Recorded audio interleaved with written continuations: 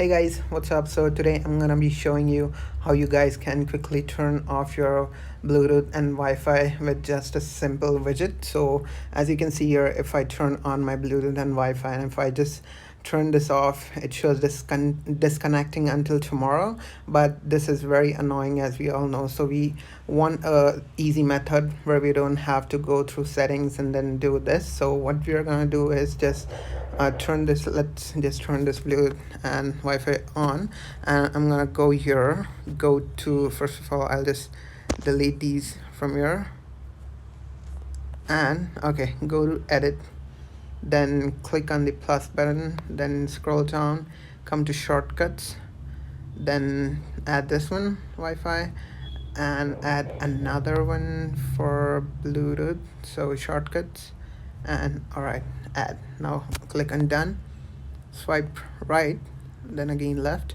Now click on edit widget, Wi-Fi, change it to Bluetooth, and done. All right, so as you can see here, we have it on, and Wi-Fi, Bluetooth, and you can see here now both our Wi-Fi and Bluetooth are off.